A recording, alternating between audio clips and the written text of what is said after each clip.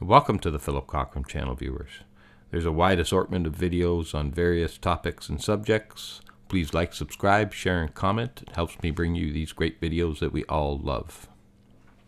I've created this new What on Earth series to categorize some of these videos separately from the other content that I make.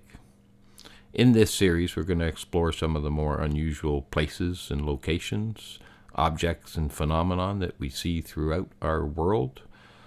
I'm hoping to share these locations, help explore them, and hopefully help explain some of them. On today's show, we're going to look at the parallel line formation. It's seen in several countries in Africa. We're going to look at where they are, how big they are, including some of the measurements.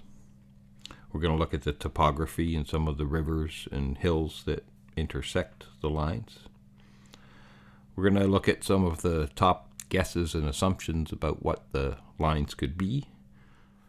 Okay, so let's jump into it. Here we are at the lower midsection of Africa. I've left the grid lines and the borders on for a second so we can get our orientation and perspective, and you'll see the relation of the lines, how they are parallel exactly to our equator and the Tropic of Capricorn. So the lines span a little bit further distance than originally thought. They can be seen in several countries, from Angola, Namibia, to Botswana, to Zimbabwe, and Zambia. I'll just zoom in a second here while I've got the grid on so you can see the relation to it and kind of how close and perfect they are, especially in some sections. And look right here, for example. And so here's a good spot if you want to pause for a second and write down or jot down the coordinates. If you're not familiar with Google Earth, there's also Google Earth Pro, but this new version of Google Earth kind of has all the same features to it. But you can see the camera height off the surface down at the bottom. You can see the coordinates at the bottom. And then the very last number in the very corner is the elevation or topography, and that's in relation to sea level. You can change these parameters in the settings if you want to meters or metric or whatever, but I'm leaving them in feet and miles right now. But this is kind of significant to me that they happen to line up exactly over top of these lines, especially in some of the more clearly defined locations. You can see they start to bend what looks like here, and they bend over here, which I have an explanation for that too that we'll get to at a further point in time. And then also, just so as you can see, they're exactly 1/10 of a degree apart. 1813, 1814, 1815.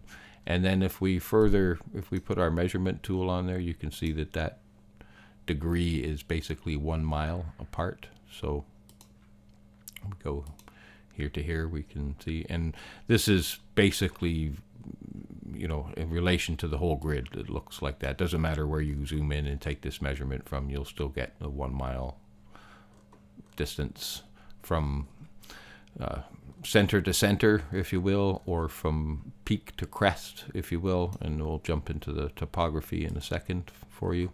So let's get rid of those lines and our borders now, so we've got a little bit cleaner view. Clean grids, get that off. Okay, so let's zoom out and get a little bit of an overview here. We'll do the measurement tool here again, and we can see that the lines go about a 650 mile distance east to west, and then about 350 miles north to south. They can be seen a little bit further south than where I've marked here. You can see, definitely east-west orientation, and there's some indications of some lines further south here, let's say in this location, but they're not. They're a little bit more washed out. And again, I think there's an explanation for that as well. Just while we're over here in this location, this is a great indicator of the topography in the area and the irrigation. We can see this big river coming through here. This is the Okavango Delta. And if we can see where when this area overfloods seasonally or periodically, it has washed out this area further south, and there's a very clear definition to where the lines start and stop here. And this is where our elevation numbers kick in. So if you look where my mouse is hovering, basically how the Google Earth works is where the mouse is, it's going to tell you the elevation. So you'll see that number in the bottom of screen of in the corner of the bottom of the screen changing all the time where my mouse is. So in this region, they're all about 3,350 feet or so. And then when we come down to this region, it's almost all about 100 foot less in elevation, 3,200 feet. And as you see, it's very flat. The mouse is moving around and it barely changes. But when I go here, we see all kinds of different changes in the elevation. And we'll talk about that in a second. So there's our overall scope and scale of the lines in the area that they cover. Let's zoom in and take a little bit closer look at, give us a little bit different perspective of how big that these actually are. So we can see some, inhabitation and farms and corrals and animal pastures and so forth in certain locations, actually various locations all over the lines. Here's a little one here, perfect example. You can see the cows in the little pasture and this little house maybe that is. And there are some roads, it appears, that travel directly down the lines in certain places. You could also see things like this are most often animal tracks that are a little bit, all over the place, and so forth. So just to give you, the scale of perspective, this is how big that we're talking about. And again, we're looking at about a mile in between this distances. So now let's just talk about elevation while we're zoomed in here again. So if you look where my mouse is now, it says 3,782 feet. And if we come over here, it's 3,782 feet. But if we stop in the middle, we're at 3,850 or 10 feet. So this is very typical that there's about a 50 or 60 foot rise in elevation in the center of the line in relation to where the lines are. So, I guess some people could call this the line. I'm calling these the lines. What we see is the higher definition. And what we're seeing here is differences in the vegetation levels between these zones and regions. And this is also another good spot to stop because we can see that the different image stitching that Google Earth uses to create the whole image. So more than likely, this was taken at different times of the year. So we're seeing lush green vegetation in, say, the spring and summer, and then this is like a fall-winter type picture where the vegetation is dyed. It's also an indication of different times when photographs were taken. Let's say this one could have been in 2016 and this one's from 2013 or vice versa, and that's how the images are stitched together. That was the only benefit I saw of using Google Earth Pro, is that they had some dates on the images a little bit easier to find. But this region does not have a long history of Landsat and global imagery on it. So there are things that go back into the 90s and so forth, but there's very little difference between them. So one of the things that you need to be aware of if you're using Google Earth to study these things is how they create these images and what these different things mean when we see these different color pastures. So that's why I'm just pointing that out.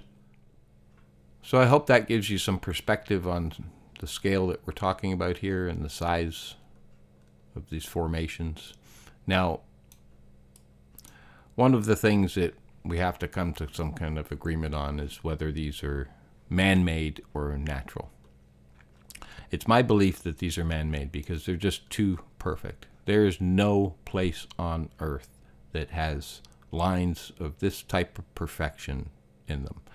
I'll show you another location that has some, it's not too far from here either, that has quite a few lines to it itself that are from water, that are natural formations. Now, if you look here, that looks like, from this perspective, that they're quite uniform and straight, but all we have to do is zoom in a little tiny bit and we can see that that's not the case at all. There's not one that's perfectly straight at all.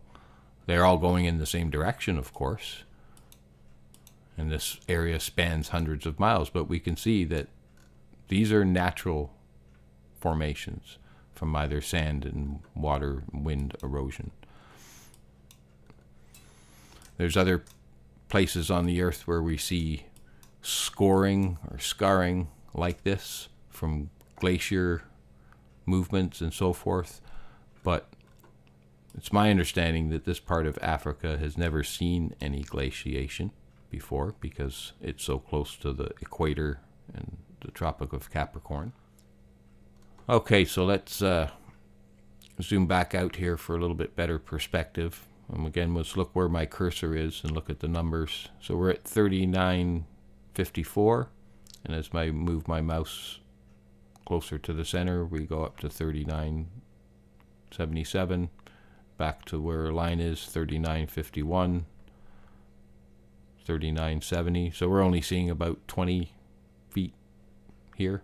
The average is about 50 feet, but that's, again, remember, this is spanning over a mile distance, so we're really 25 to 30 feet difference in elevation from this point to this point. So I think if you're standing down on the surface, you would barely see this, ripple or rise in elevation. It's very faint.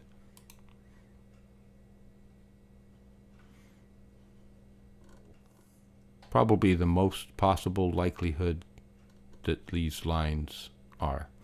And that's a ridge furrow type irrigation system. Here's a description on Wikipedia of what that is.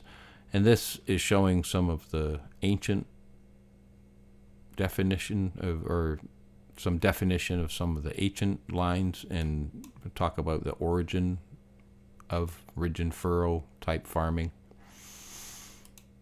Here's another shot of, how it's done, so to speak. I'm sure anybody familiar with farming seen this before. There's several different types of plows out there. The ridge and furrow one is a kind of specific design. As you can see, it's got two wide flat blades at the bottom, and it's meant to kind of, push up a lot of dirt. Here's one of the biggest farms in the world, just to give you some perspective. Here's one of the ridge and furrow in action. As you can see, what it kind of leaves behind is a very high area in the center, lower in the ridges. And then this is one of the biggest tractors available in the world. You can see it's only pulling, I think, about a 20 disc plow. Plowing takes a lot of energy for tractors, so to create something on the scale of what we're looking at. I have come across somebody who's seen this before, and it was several years ago. It was based on one of the same sources that I found, but this is originally through a Gary Shonug video, and I found that through John Levi's channel. I'd like to say thank you to John for showing us these locations. And so he looked at this and did some calculations on the yields that this type of farming could potentially produce. And when you use a ridge and furrow type irrigation system, you have much higher yields than other types of irrigation systems, because it's very good for the plants and so forth. So it's estimated that the amount of food that this array could produce is upwards of 5 billion people. So again, just to give you some kind of perspective, if this was a farm, it could feed the world. This location, called Tasildo Hills, seems to interrupt the lines, as you can see. We have quite clear definition here, a little bit more washed out here, but you can see it's very close to the delta here. That's why. But it looks like that this came after the lines. You can see almost here that it stops the water flow happening that would go down these lines from the delta here. So this is the highest elevation in the region by far. This is about 1,400 meters higher than the land surrounding it. It's a World UNESCO site. It's the sacred grounds to several different peoples. They found cave art and objects dating back 24,000 BC in these locations, and I know these things are debatable by some people, but it's more than just the rock paintings and rock art. They have found objects of differing materials in these locations. So as you can see, it sticks up quite a bit. So from a geological perspective and time and stuff, for these formations to happen, is, I don't know, hundreds of thousands of years, millions of years, I don't know. So, I'm kind of giving you a chicken and the egg question here. Like, what came first, the lines, the hill? Were the lines done after? Did they just go around the hills? And on that note, we can see many locations where, literally the rivers and topography, regional topography have cut right through the lines themselves, changing them. So it would appear from just those two things that I've shown you that the lines are very, very, very old indeed. Now, of course, these things are very hard to prove, and even if you could prove them, I don't know if anybody would believe you or not. So, but, I'm not too worried about that. I'm just interested in exploring this more because I think it's fascinating. So we're going to touch on some more of those things, and I'll show you some of the cave art in some upcoming videos. We'll go over the calculations about the yields that they can produce and dig into a little bit more of the farming irrigation side of what this is. And again, I believe that could be the most likely statistical explanation for what we're seeing here, and it's a logical one, and it fits all the facts of what we see. Just, we have to open our mind a little bit to who, or what man or civilization did make this. Now, if you're someone that believes that the earth has gone through several resets, and I think most people do, whether it be, you look at it from the perspective of when the dinosaurs disappeared and so forth, that maybe there was a civilization in the past that had the ability to do this, and we just don't know about it. It's just that simple. We just don't know what these are. So I'd like to end the video on that note, and again, thank John Levi for pointing me in this direction, and use one of his most famous sayings, is that I just don't know. Thank you for watching today, folks. Love and peace from Canada, Again, my name is Philip Cochran. Please like, subscribe, and share. And we are YouTube.